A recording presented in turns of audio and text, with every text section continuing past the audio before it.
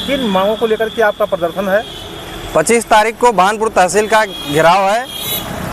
मांग तो बहुत प्रचंड है। ये देखिए, जो नहर के विभाग के अधिकारी हैं और विद्युत विभाग के, ये भस्मासुर बन चुके हैं। ये यही नहर है जहाँ पे बीते वर्ष में हम लोगों ने आंदोलन करने का कार्य किया था। जल समाधि के लिए हम लोग बैठे थे, तब इस विभाग के अधिकारी आए थे और आश्वासन दे करके गए थे कि किसानों का जो मुआवजा है, एक एक मुआवजा हम लोग देख करके भुगतान कर देंगे और नहर का जो संचालन है वो सुचारू रूप से करेंगे। पकरी रजवाहा पुलिया से लेकर के भगवानपुर तक पुलिया तक का लेवल बहुत डाउन है। जो ज़मीन का सतह है वो बहुत नीचे है। नहर खुदाई करते समय इनके इंजीनियर उस बात को नहीं ध्यान दिए, लापरवाही किए, जिसकी वजह से आज वहाँ सतह जो है डाउन होने की वजह से, नीचे होने की वजह से बार बार कटानी लगती हैं। प्रतिवर्ष वहाँ का हजारों बीघा किसानों का बर्बाद होता है, लेकिन इनको कोई फर्क पड़ने वाला नहीं है। पिछली बार जब हम लोग जल समाधि के लिए बैठ गए थे तो कहे थे 1 सप्ताह के अंदर पूरा कार्य आपका जो है निस्तारित करा दिया जाएगा, लेकिन एक भी कार्य नहीं किए। ये देखिए, ये नहर विभाग का क्रीम पाउडर केंद्र है। यहाँ से जो है 50-50 मीटर आगे पीछे क्रीम पाउडर लगा देते हैं। थोड़ा सा साफ सफाई कर करके शीर्ष नहर की जो साफ सफाई है 21 किलोमीटर की, वो बची रहती है। यहीं 10 किलोमीटर 5 किलोमीटर में पानी सिमट के रह जाता है, बह के रह जाता है।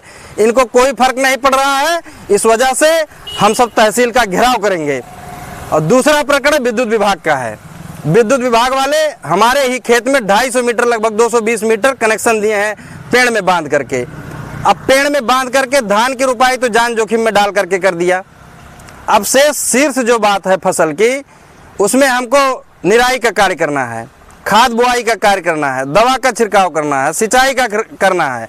तो अब हमको ये विभाग के लोग बता दें, कनेक्शन वहाँ से ना हटाएं, लेकिन ये डिसाइड कर दें कि अब हमारे खेत की जो सिंचाई है, धान की सिंचाई का कार्य है, खाद का कार्य है, इन सब कार्यों को जेई साहब करेंगे, एक्सीएन करेंगे, एसडीओ करेंगे, चीफ साहब करेंगे, डायरेक्टर साहब करेंगे। चूंकि सब ये सब मरेंगे तो निश्चित तौर पे इनको पेंशन मिलेगा, इनके पत्नी को पेंशन मिल जाएगा, बच्चे को मृतक आश्रित मिल जाएगा।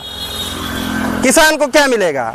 जो ये लूट घसूट करके कमा रहे हैं, इससे तो कई लाख का बीमा करवाए होंगे। किसान मरेगा तो उसका बच्चा भूखा मरेगा। ये स्थिति पैदा हुई है। और एक जगह गाँव में जहाँ एक खम्भे पे पूरी लाइन खड़ी थी, विद्युत निगम में प्रावधान नहीं है लाइन शिफ्टिंग का, लेकिन विद्युत नियमों को ताक के रख के चोरी चपटाई करके जहां एक खंभे की जरूरत थी वहां 11 खंभा लगा करके लाइन खींचने का कार्य किए हैं।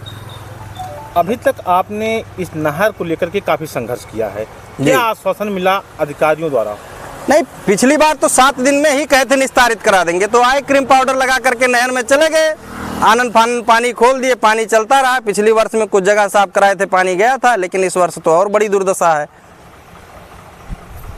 कल आपका धरना प्रस्तावित है, इसमें प्रमुख बिंदु कौन सा है आपका? प्रमुख बिंदु है हमारा नहर का संचालन सुचारू रूप से हो, इसको चकनाली से जोड़ा जाए। दूसरा, नहर में जितने भी मुआवजे लंबित हैं इस नहर में, उसको अतिशीघ्र जांच करके भुगतान करा दिया जाए। चूँकि जिसका 50,000 का मुआवजा केसीसी बाकी है, उसके घर आरसी काट रहे हो, और उसी व्यक्ति का ज़मीन 10 लाख का जो है ज़मीन नहर में निकला हुआ, उसको आपको समझ में, प्रशासन को समझ में नहीं आ रहा है कि उसको भी देना चाहिए। तीसरा चीज़ है, विद्युत कनेक्शन जो अवैध रूप से दिए हैं उसको हटाया जाए, पोल को और कनेक्शन को। तीसरी चीज़ है, यहीं पे पुलिया से और कोठिला पुलिया के बीच में एक आवश्यकता है छोटा पुल का, जिससे किसानों का वाहन इस पार से उस पार हो जाए, माल की ढुलाई, धान की अन्य फसलें हैं उसका सुचारू रूप से हो सके।